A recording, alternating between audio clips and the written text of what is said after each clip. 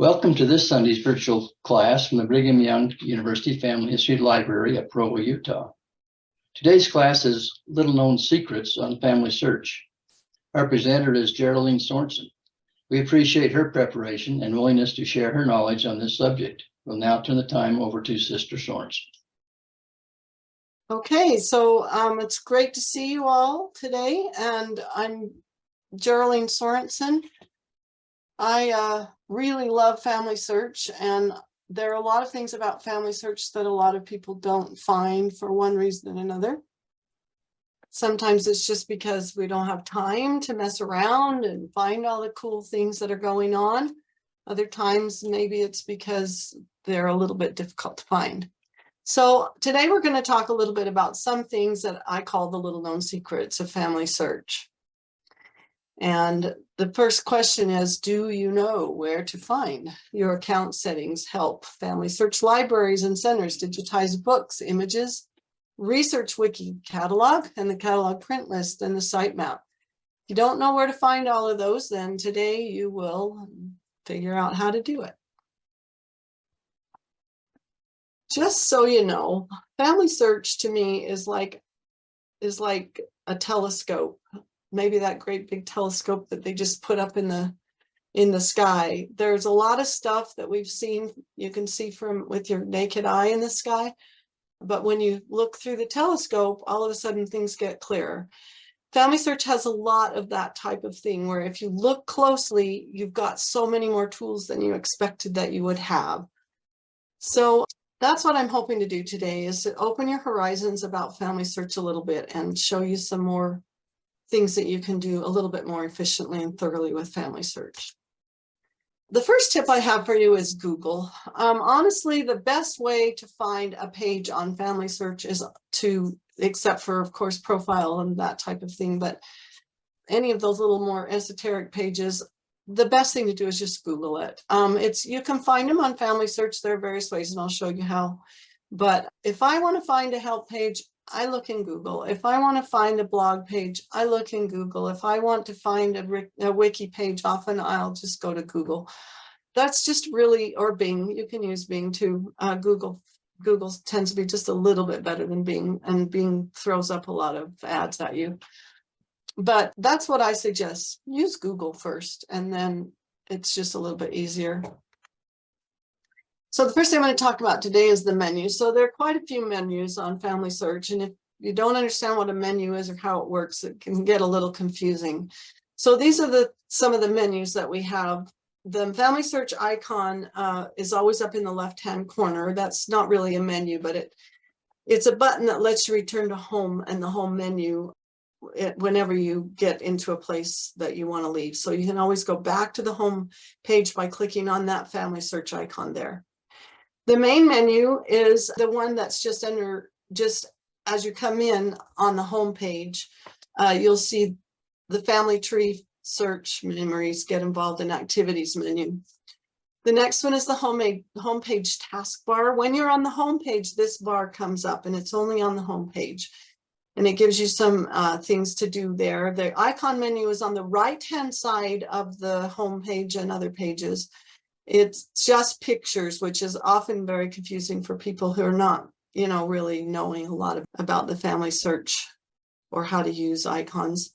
The feedback button is found on the left-hand side of the homepage and some other pages, but mostly it's only on the homepage.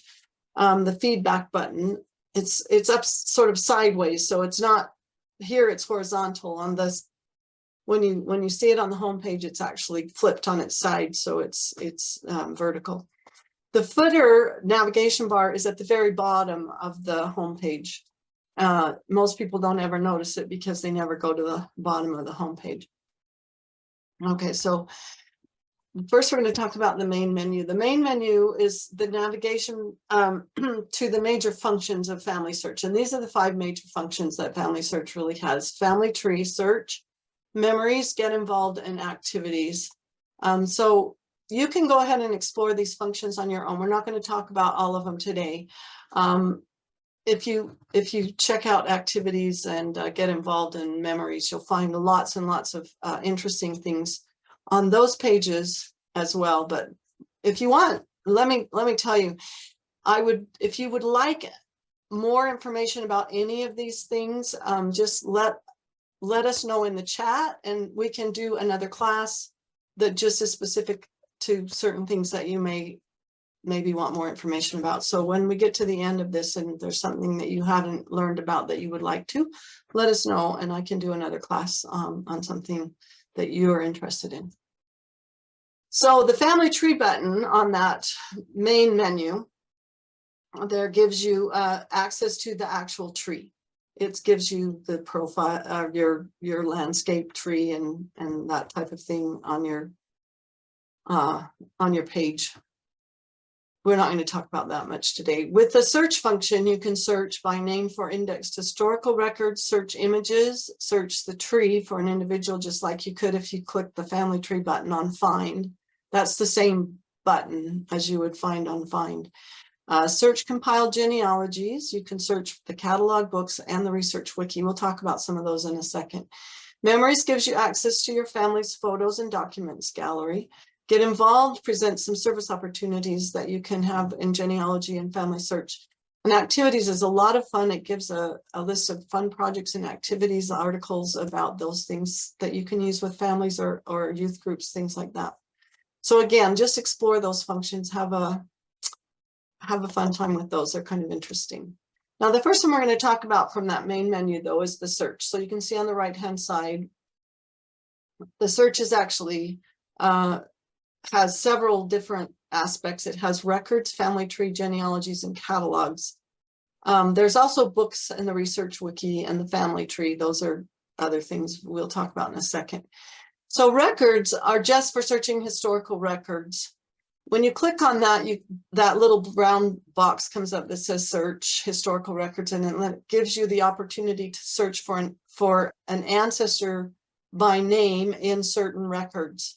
If you enter a name and dates and other things that you can enter, relationships and so on, then they will try to find all the records that are available on FamilySearch. Now, the problem with that one is, and there's a tip button there you can see, that will help you more than I can today. But the problem with this particular search is that if you don't know exactly what you're looking for, it's very difficult sometimes to find, because it just brings up a ton of different information, and it's not very well organized, that information. And you have to really be exact to find the exact thing that you're looking for. So I generally tell people when they're searching for historical records not to use this, except for if you know exactly what you're looking for. And then you should probably use the collections search anyway under historical records.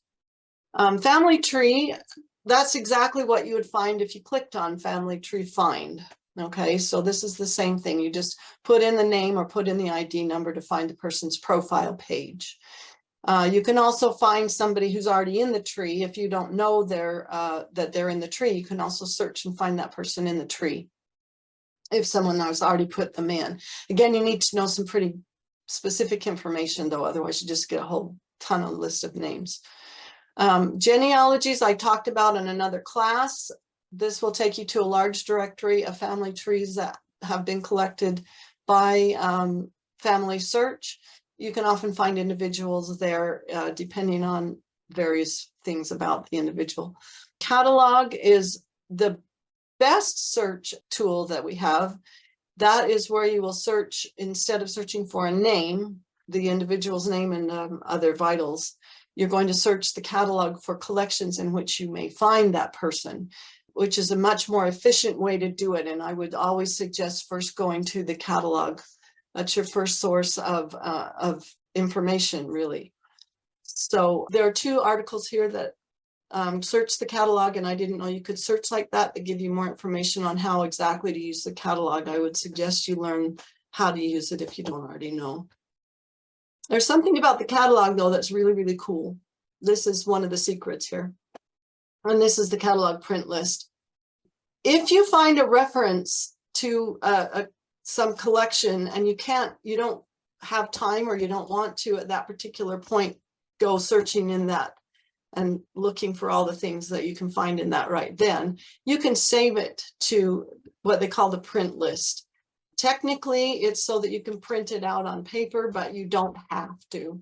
Okay, you don't have to print it. It will save it for you and you can come back to it later. So I find this a very, very helpful tool when I'm just looking, just like scanning and trying to find a bunch of different things, as many things as I can find without having to stop and actually go to the source.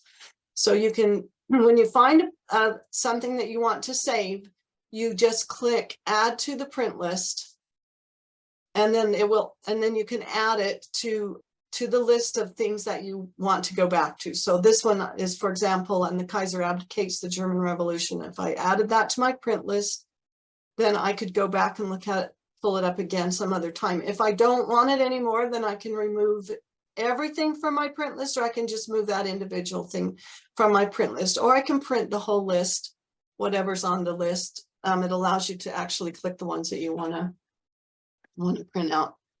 So these are a couple of articles you can look at also to find how to use the catalog print list and how to use the catalog itself. Now, the second thing here you can see up here on the list after records is images. We just looked at catalogs. I guess I didn't go in particular order, but I kind of went in order of importance, I guess, in a certain way. Sorry about that. Images is your second thing there to look at on that list, on that menu. The images are unindexed as a general rule. Some of them are actually starting to be indexed and they're keeping them in there for, I'm not sure exactly why right now, but they will eventually add those images that are indexed to the catalog, but they're not all indexed. So you have to search them by place, life event, record type, keyword, creator, custodian, or DGS if you know the group number already. If you know what microfilm it came from and know that microfilm's number, that's what the DGS is.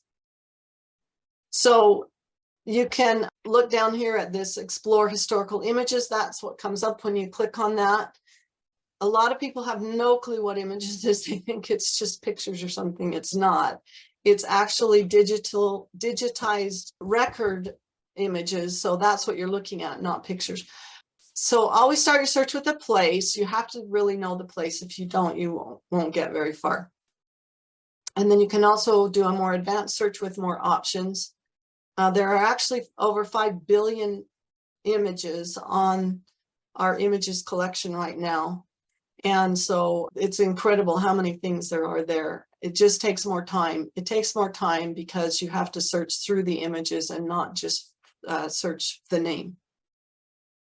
Okay, so the next thing is a lot of people don't know what books means. So books is also an amazing resource. It has 40,000 new books a year being added, and already there's some 500,000 or more books there.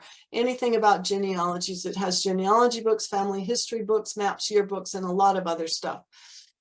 So I always suggest that people use that as a source, especially when they're trying to do social histories or trying to find things about a particular family or a particular county, particular place, like a city or a borough in a city. It's pretty amazing what you can find there. There's also a search tips there, like most of our pages that you come to like this, you'll find there are search tips. And if you click on that, that's the help tips for it. So that's one way to find the help tips for different pages on the Family Search.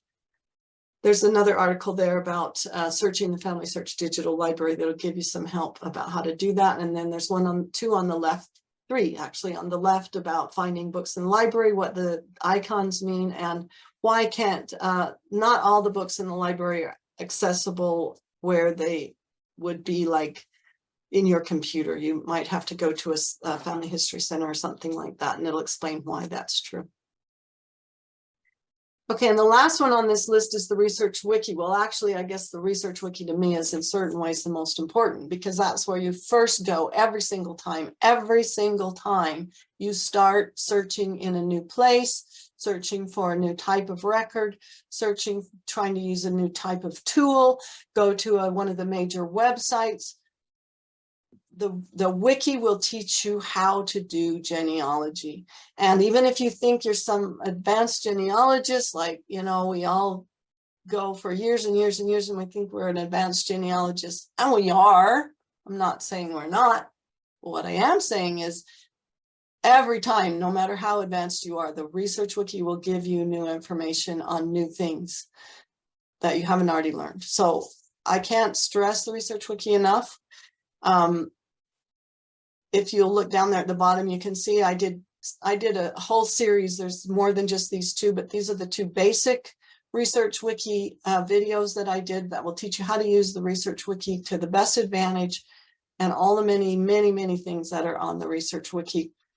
Now, it has its own menu. It's on the left-hand side as you come into the home page for the wiki. When you go down to Research Wiki, as you can see up there on the right-hand side where it's at the very bottom, you click on that, it comes up with that map page that you've probably seen, and then you go, well, I don't want to, and you click off it. Well, don't do that. Search on it, or look at the menu over on the left-hand side, and it will tell you about the wiki if you want to find more about it. It will take you to all the online genealogy records for all the countries on the wiki. If you click on that online genealogy records, it's a page full of every single place to go for a particular country, okay? And you find the country and then you click on that, and then it will take you to those online records. Guided research will help you find vital records. Research resources will give you all the different places that you need to go to find different records and different tools. And then the last is the wiki policies. Now, if you want to find a Family Search Center or a Family Search affiliate library, it's a little bit, well, not hard, but it can be a little bit like, where do I go to find this? This is where it's pretty easy. Just click on Family Search Library, Family Search Centers, or Family Search affiliate libraries, and it will take you to the pages in the Family Search that tell you where to go to find those things. Okay, so you can see already, even if you haven't used it as for a genealogical tool, it's really helpful. Okay, so we're back to the menus and features. We're going to do now, we're going to look at the taskbar. On the taskbar, we have several things. We have friends, tasks, and recents. The friends is a new thing. It's kind of like on Facebook, trying to find different people that you can connect with that use Family Search. Now, the only thing, you can share a link to people, but in order to use this, you have to be able to know the person's username. So you can't just like search a person and find them. You have to use their username. But you can also, on this friends page, you can see your family groups, or you can form family groups, and those are really useful. I use my family group with my kids and my husband to share names that I would like for them to look at, or share names that I would like them to take to the temple. Then on the next thing is called recommended tasks. This can be so helpful because if you just have 10 seconds to do something, you can click on one of those little blue icons there, and it'll take you to a task that needs to be done on that page. And if you can do it, then do it, and then you're done. So it's just kind of like a little thing. You can also do some more, get like really involved with the person by clicking on the person that has tasks, because that means that there are things that need to be done on that person's page that are in your tree. You can get lost in there, but it's pretty fun sometimes. And the last one is really, really helpful, recents, because so often we're like, ooh, where is that person? What is that person's name or ID? This will give you a list. I think it goes up to 100, but don't quote me on that, of the last people that you viewed recently. So it gives you, it's a long list of people that you've looked at recently in their profile pages, and then you can just click on them and go straight to their page. So that can be so helpful if you forget, which I do sometimes, who I was last working on or whatever. And then the next thing we're going to look at is the icon menu. Now you can see here, the icon menu is just a bunch of little pictures. And you're like, what do all those little pictures mean? I don't feel like I need to fiddle with that. So you don't. A lot of people don't. Congratulations if you're one of the ones who has. The icon menu takes you to quite a few different pages and features in Family Search.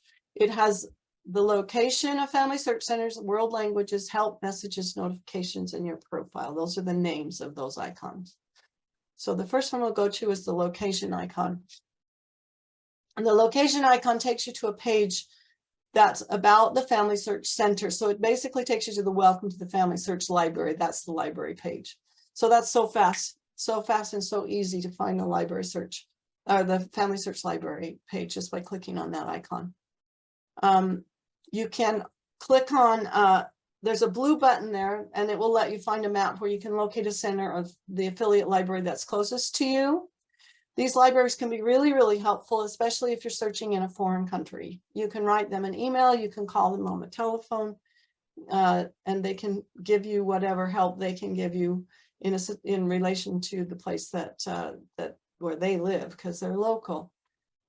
Also, if you find a center that's near you, you can get access to computers that have access to some of the restricted records. You can get access to good internet if some people in other places or who live in really super rural areas don't have good access to the internet. You can get access to some of the family history websites that cost money. And you may find a lot of information in those about local things, about local records that may be available to you there locally if you visited or something. The services are always free. You can make an appointment with them a lot of times, or else you can just call during their hours, okay? So there's 2 articles in Help or Google. You can look those up on Google for more information. Now, this is the world languages icon. This lets you change the language you see. So like if you speak Chinese and you need to find some Chinese records, you can change it. You can see you can change it to, this is not all of them. This is just a partial list of the languages that you can change it to. Now, if you do change it and you want to go back to English, you can rechange it back, or you can just change that particular page that you're looking in by clicking on Google and then do the translate function from Google. So you know how to do that. You just right click on your page that you're looking at in your browser. It's also on Bing and other browsers. Just right click on the page and then scroll down that menu that comes up to translate to English. And that way you don't have to change the language every single time you want to go to an English translation. This is the help icon. It's a question mark. And it gives you several menu items. Overview gives you information about the home page. There's a new home page, so if you click on that, it will give you kind of an overview of the new home page. Getting started, if you click on that, will give you some informational articles about how to use Family Search, how to begin genealogy, how to save your memories, how to search records, and so on. So it's kind of simple ways, just like major types of topics on how to do genealogy. Clicking on personal discoveries, that's a new page, discoveries page. It's kind of cool. It has a page called All About Me, and it's got facts about your name if your name has a meaning. It talks about your heritage somewhat, where you came from in your tree maybe, and some really fun what happened in your birth year kind of information. So that's kind of fun to look at. There's some other articles there at the bottom that you can look at that have to do with the Help Center. Now the help and learning, as you see down here at the bottom, I'm sorry to go back. Down at the bottom of that menu is help and learning. So that's the main help page, okay? Main help page is help and learning. You can search articles and lessons in that little search box up there. The chances that you'll find what you're looking for are sometimes a little iffy. So what I would suggest you do is go to the help and learning page, which is what we're going to look at right now. So help and learning, there's a new help page. It will ask you if you want to look at the new and improved page. I would suggest you do, it's better. The new and improved Help and Learning Center has some sections called Getting Started, Resetting Your Password. So if you have a problem with your password, that's where we're going to go to reset it. Roots Tech Videos, Family Search Frequently Asked Questions, and some update articles and self-help resources. At the top of the page, you'll find links to classes and videos, Family Search Community, and one-on-one help. And then at the bottom of the page, there's links to FamilySearch social media pages, so on Facebook and Twitter and so on. So this is, again, I'm just going to show you. So we're on Help and Learning right now. We're going to go to Community. Okay, so that was Help and Learning page. I suggest you explore that Help and Learning page because it's got a lot of information on it, and I don't have time really today to go through the whole thing. So I'd suggest you explore that. And now we're going to go to the Community, Contact Us, and Helper Resources part. So the FamilySearch community page, it is like a forum for FamilySearch. So there you can ask and answer questions about FamilySearch. You can get help there, and frequently the help there comes a little bit more easily, or about things that maybe are not in the help center. Sometimes you can get help there. You can make suggestions there, kind of like the feedback buttons. You can make suggestions on how to improve FamilySearch. I know every time whenever FamilySearch changes something, people go on FamilySearch community and say, please change it back. But that probably won't usually work. So just make suggestions and go with the flow if you can. It helps you connect with other groups that are on FamilySearch or on Facebook and other places, and find help with FamilySearch problems, like if you've get an error or you don't know how to do something with your password or something like that. So it's sort of like the page on Ancestry, that they have that same kind of forum on their page. It's kind of like that. Our help is a little bit better, if you ask me, than Ancestry's, because we do have a little bit more information that's easy to find.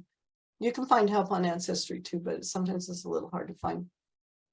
So contact us. So what happens when people click on contact us is you come up with this big world map. Again, people look at that and they say, now what do I do? This isn't helping me. I don't know what to do. Well, just click on the continent that you come from. Okay, just click on the continent that you come from, and then it will bring up a page that gives you the phone number, the email address. You can have a Google Meet with a Google support, or Google Meet with a FamilySearch support representative. And then it also brings you other help options and additional resources for personal help and tutorials. Okay, so contact us is really great, but don't get all flustered because it just comes up with all this map thing. Just click on the continent that you want and it will bring it up, okay, for the United States or Asia or South America or wherever you happen to be. And the last one is called Helper Resources, and that is articles for LDS members. It has training and information on FamilySearch callings. It has the Helper Planner. It has what's new at FamilySearch, copy and share help links. It lets you do that and quickly. So you can see that a lot of these are for people who are helping other people on FamilySearch. So if you're not helping other people, then this isn't really for you. This is for people that have a calling to be a consultant, or if you are like a super good at FamilySearch and you want to help your friend or your family, you can use those. Okay.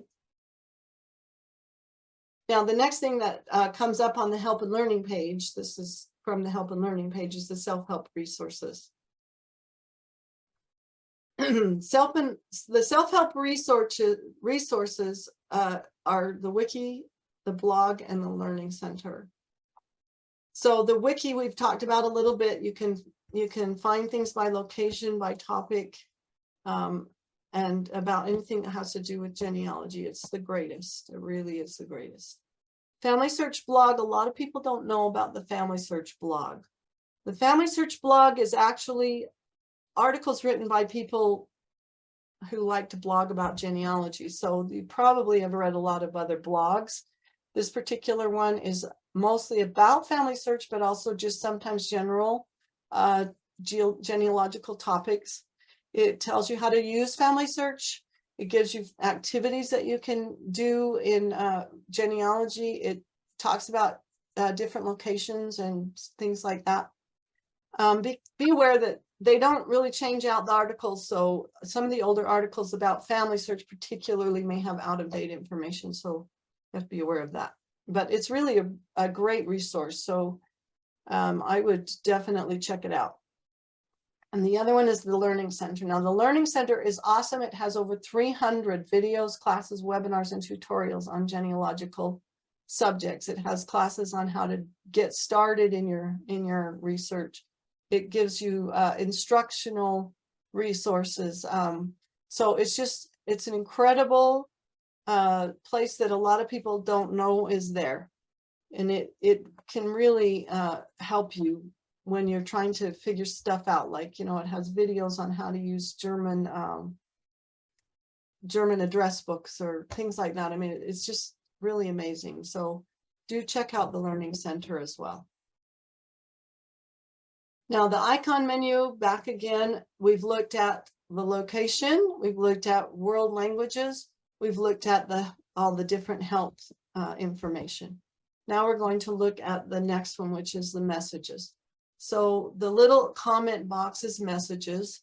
You send and receive messages from other Family Search users. So if you get a message, you'll have a little red button up, a little red like circle up there on your messages comment that tells you that you need to click on that, and you'll have a message from somebody in Family Search. Notifications is about all the notices that Family Search wants to send you about people in your family line, or people that you're searching, or discoveries, general and tree notifications. If you're a member of the church, they'll send you things about temple. So that one, you can turn off those notifications if you want to by going to the last thing, which is there's your profile, which is your name. So if you look at, there's that J, that's the icon, and then next to it is your name. So you can click on either that J or your name. So if you click on that, that's your profile. The first thing that the profile has, and you can see over here on the left-hand side of this page, settings, family groups, contact, source box, and sign out. I'll just briefly discuss those a little bit. You can change your setting details. You can add a profile photo, edit personal info, change your password. That's actually where you should go really to change a password, but you can also change it at the other place that I showed you. You can set permissions for who has access to your particular information, your own personal information. It won't change access to members of your tree, because those are public, but your own access, you can have private, like you can be a private contributor, you can be a public contributor is basically what that is. And also, if somebody else needs to help you with your tree, you can give them your helper number, which is also on that settings page. In the setting pages under permissions. You can set up and view family groups. You can add user contacts. Again, you need to know their user information, your user ID to do that, and their name. Sometimes you need their name and other things, but usually you just need to use your user ID. You can also, interestingly enough, you can view your contacts on a map, which is kind of fun. Then you have your source box. So if you ever put a source into Family Search from Family Search, unless you click the source box, unclick it, it defaults to your source box. So you can look up there on the left at the top where it says folders, my folders. You can see I have in my source box 34,604 sources. I don't usually click that source box thing. I probably shouldn't, and I wouldn't have so many sources in there. That can actually be really helpful if you're less careless than I am, I guess, because like the ones I have in folders are ones I really wanted to save. So I suggest not just letting the source box go like I do crazily, but put them in folders, the ones that you want to save. So when you put in a source, go to your source box, click in and put it in a folder, the one that you just barely put in, so that you don't have to search through 34,558 different sources. Okay. Next is the footer navigation. So the footer navigation is located at the bottom of each family search page, and it has these things that you can see down here on it. The DNA button, however, is only found on the home page, so you won't find DNA anywhere but on the home page. So that's what we call a footer navigation bar. So first we're going to talk about volunteer, find ancestors, and DNA, and you can see it right here. About, volunteer, there's the blog. We're not going to talk about that yet. Find ancestors and sitemap. Yeah, we're not going to talk about that yet either. Okay, so we're first going to talk about volunteer. About, and about just tells about Family Search. It just explains what Family Search is all about, why they are doing what they're doing, and it also gives you partners, that is newsroom, press, like, what comes out in the newspaper about Family Search, careers, and contact the Family Search. So if all else fails, you can, or contact us, just flummoxes you on the help page. Contact us underneath about is also there. It's the same thing. It just takes you to the support page. Family Search volunteer opportunities. There's a lot of stuff you can do with Family Search and for Family Search. You can improve records. You can improve place names. Those are just things that you can just do really fast. Just go and do 10 of them, and then you're done in 10 minutes or less. So those are really great. You can help them test products. So like you can be one of the members that looks at their betas and sees if they're going to work or not. You can help add people to your to the tree. That's kind of an interesting thing to look at and see what you think. You can provide research help to other people. You can translate content for other people. You can donate to Family Search. Family Search is totally free, and there are very few things in this world that are totally free. So if you feel a little bit of gratitude towards Family Search, you can go ahead and donate to them through this volunteer opportunities on the site, on the navigation, bottom navigation there, the foot navigation. And finally, if you're LDS, you can actually serve a family history mission. My husband and I were planning to serve a family history mission, but we didn't get called to a Family Search, family history mission. That's not where the Lord wanted us. But we did do some family history things on our mission. We were able to, through the family history department, do a bunch of family history interviews with people. So there's a lot of stuff you can do, even if you don't serve a family history mission. Right now, we're on a part-time family history mission that we've been doing for some years. Find Your Ancestor is also, it's just a different way to go to that find page. So you can find your ancestor 3 different ways, as I've shown you already. But it also has some other really cool stuff that maybe you won't see if you go to the Find Your Ancestor page. You can browse the surname directory. That is really cool. It has a list of every single person in Family Search by surname, by their alphabetical surname. Okay, so that can be super helpful if you have especially a name that is fairly uncommon and you want to see who's on Family Search with that name. If you try to do that by just doing a name search, you'll just go and you just will give up. You can do it by this surname directory, so don't forget about that, because it's really it can be a super good tool for you. It has links to your gallery. So instead of going through memories, you can go through this. It has links to your gallery, your people, and your find. So you can find people on Family Search that you know, sort of like the friends thing, and you can find names, just like, on the name search that I showed you before. And those are on the main menu. And then the memories page as well is there. So you can go to share memories. This gives you what's new with memories.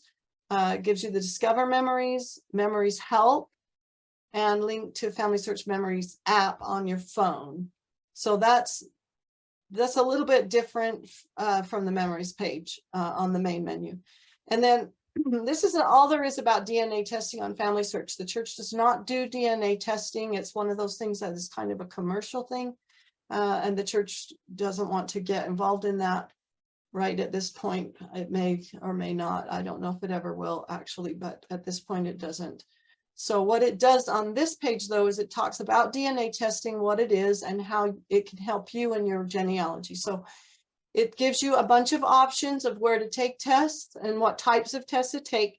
And then it will tell you what to do with your DNA once you get it tested. Okay, so that's quite helpful if you don't know anything about DNA. Of course, you can always, excuse me, you can always find a lot of DNA classes and stuff in other places on FamilySearch and in RootsTech. So here we are back again, and you can see we have still a couple things to talk about. We're going to talk about the blog, the sitemap, and the solutions gallery. So the blog, as we talked about before, this takes you straight to it. It has categories and subscribe. So you can actually subscribe to the blog. I do, and they will send you notices of different emails about different things that are coming out in the blog. So it can be really helpful if you're really that interested in genealogy.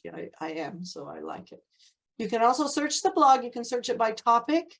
You can search it by subject, and it gives you a bunch of these are the different categories that you can search under. They have how-to, they have activities, they have research, heritage, and history, news, and personal history. So there's a lot of information in those blogs that are not really all that normally found unless you look in Google. Okay, and then the next one is the solution galleries. This is really, really, really amazing because it has all the sites online that FamilySearch can find that are about genealogy. So as new sites come online, they show up in the FamilySearch solution gallery. And so these are all the categories. You can see all these different categories of different websites that are available online. If you're LDS and have LDS access, the partners is there. So that is helpful too if you haven't signed up for those yet. But look at all those different things that are available online through different sites. And you can find them on the solutions gallery. Check it out. And the last thing we're going to look at here is the feedback, cookie preferences in English, and sitemap. So the sitemap can be super, super helpful because this is like a list of all the different categories of things that you can find on FamilySearch. So if you can't find something through looking through some other way, it's here. All right. So there's family tree. That's the categories within family tree. There's your source box right there.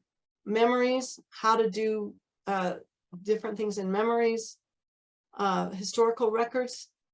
Now there's a really interesting thing down here called England and Wales jurisdictions 1851. I do not have the slightest clue why that is there, but you cannot find this anywhere else except for on Google. If you put it in as historical maps, you have to put in historical maps, or here on the sitemap.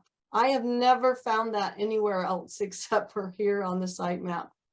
And if you are an English or Wales researcher, it will save your life sometimes. I'm telling you, it's amazing. Talk about secrets. This is the secret. Okay, but this will help you again with the kind of that first menu under the search. So this has the things that are under the search menu on the main menu. The record indexing, we're probably going to be doing away with indexing in the pretty near future because they've got computers doing it now that are at least as accurate as human beings. So they'll probably do some review still. But for right now, we still do web indexing, but it's getting less and less. I mean, I think that's wonderful because it makes it so much faster. Machines are faster than people. Then we have on the bottom there, news and information. So this kind of just gives you more information about FamilySearch, genealogy, and it can give you some careers and, some ideas about careers and in FamilySearch. They are always looking for new people to work for them because it's expanding. There's an interesting thing on there about correctional facilities services that you may not be aware of. So there are things that people in prisons can have done for them to help them with their family search. And of course, we know that when people feel connected, some of their behaviors change in drastic ways. They become less mentally unstable. Oftentimes, they'll become more happy, more able to deal with themselves. So that is a wonderful, wonderful thing to check out. Check that out and see what's going on there. And then there's the help right there, the help center and all that other stuff that we've talked about a little bit before, and also the volunteer things. So the sitemaps are really helpful. Actually, my husband and I both really like it. We use it a lot. And then we have cookie preferences and feedback. Cookie preferences just lets you, let me think. Yeah, okay, we won't look at that one yet. So feedback, there is that feedback button there. It takes you to the discussion board where you can say, I really like this, but I would like to see it do this, or suggestions, okay? Also, if you click this is the feedback over here on the left, the vertical one, that's the one that's on homepage. And if you click on that, you'll get this. What do you think of this? What would you like to share with us? And then you can give your email. If you give them your email, they'll probably get back to you if it's something that you ask a question about. The one on the top, the feedback button on the top, is the footer link. That takes you to the community discussion board that we already talked about. And then we have cookie preferences and the language button. The language button is exactly the same thing as what you saw on the icon button, but it's at the bottom of the page. And the cookie options, basically, that just lets you see what cookie preferences the site's using. And we don't do advertising at all on FamilySearch. So functionally, if you change it, you're not going to be able to use FamilySearch, basically, but you're not going to get advertising, so it doesn't make much difference anyway. The cookie options are just required so that they can kind of keep you in the functionality of the site. So don't worry about that. Now, this is another one of those secrets that nobody really knows that much about, that you can't find really anywhere else unless you know about it. So this is the place research tool. And the place research tool tells you exact spellings of places. It lets you find whether places in your family history are still around, like did the name change, did it disappear? And it also gives you alternate spellings to help you to find things in records, because they didn't always spell names the same way. Like Ashton and Makerfield right here had several names. It had Ashton and Makerfield, Ashton. There was also Ashton the Willows, which was close by, and Ashton the Willow. They're basically the same town, but they had all those different names. So that's the kind of thing that can be very useful in your research. And it also helps you to find the standardized information about the places that you're researching. So when you change those standardized places on profile pages, you know which one to use. It links to other places where you can find information on the FamilySearch Research Wiki and a few other places. So there's an article about it right there at the bottom. Just put that place research tool, FamilySearch, in Google and you can find it. It's really cool. It has a map that's basically on Google, but you can look at it through satellite and terrain, and you can also, it has a list of the location as it changes through time and gives you some basic information about it. So if you can't find a place in the system that you know existed, then you can also suggest that place to the system. Okay, and then another one that a lot of people have trouble with finding is the FamilySearch Library page. So of course, the FamilySearch Library is the library that FamilySearch uses as their source for all the information on FamilySearch. So how do you find it? You just Google www.familysearch.org/family-history-library/ and it will take you to the FamilySearch Library page. On that page, it comes up with the picture in the background of the FamilySearch Library and this menu. It has home, collection, services, learning resources, visit, and research help. these are the different menus under those. So under collection, it gives you all the different items that are in the collections. Go through and look at those. A lot of them are the exact same things that you'll find on the search menu, on the main menu of Family Search, but there are some things there, for example, the microfilm, microfiche, that will give you more information about those. Periodicals, that's not one that's up there in that search. So you might want to check out the periodicals. Maps and pedigrees, there are zillions of maps and pedigrees in the library. And also restricted materials that we'll talk about those, give you information about that. The other one is the services. I'll give you a little bit more information about that, but there's a bunch of different services there that you can see. The in-person research help, I do these and a bunch of other people every day. We have in-person research help through, some people you can get it through Google Meet if like you have a question that you need help with about Family Search. If you have a research question that you want help with, we can help you with that, and I'll show you how to do that. There's also a record lookup service, and I'll show you how to do that. Okay, so these are some really good things that you can look at. So those are basically the 5 things: research help, online consultations, Family Search community, and in-person research help under the research help, part of the menu. This is the Family Search record lookup service. In this service, they will look up a page for you. They will not look up enormous things, like they won't look up stuff that's like they have to look through a whole bunch of things. So because they're really super busy and they just don't have time to do everybody's research. So you have to know a few things before you can get them to do this for you. It's been down last week. I think it's back up this week. They can be requested for books, films, CDs, or digital images. You have to know the specific DGS number, that is the film number. You have to know the title or the call number of the book, and you have to have information about the specific page or record. So you can't just say, would you please look through this book and find this information? No. Okay, these are digitized books, so they may be able to find the information fairly easily, but you really need to know the specific page yourself. So if you want to have a copy and it's like a restricted information or something, but you know basically where it is, it's between these, it's in this date or it's in these time, you know, then they'll be able to do it, but they can't do a lot of like really general stuff at all.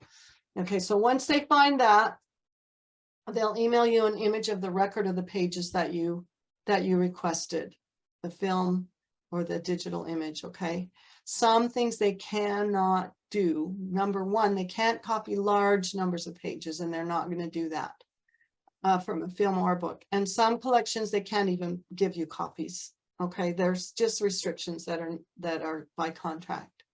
So it's not a research service. They're not doing your research for you. They're just looking things up that maybe you cannot access yourself because of restrictions or things like that. Or you can't get to a family search center or something like that. Okay, the link also takes you to pages about the catalog, indexes, and so on, so you can kind of find out more about how to find the information that you need to get the lookup done for you. Okay, but that's, you just fill out this form, and then they'll find it and send it. I wanted to talk about one more thing on this page, and that's the online consultations. If you click on that, there is a form that you fill out for those online consultations. BYU Family History Library in Provo also does these type of online consultations. The online consultations from the Family Search Libraries that I and my husband do, for example, are 20 minutes long as a general rule. They will not go beyond 20 minutes as a general rule. So if you have something that really takes a long time to do, you're not going to probably get the help you need there. If you have like a really specific question about something, we can help you much better. So if you want an online consultation that you think is going to take longer than about 20 minutes, I would suggest you go to the BYU Family History Library, where we can spend more time with you on Zoom there. So that's the end of that, and I know it was kind of long, but there were a lot of things I think that were important and hopefully helpful to you.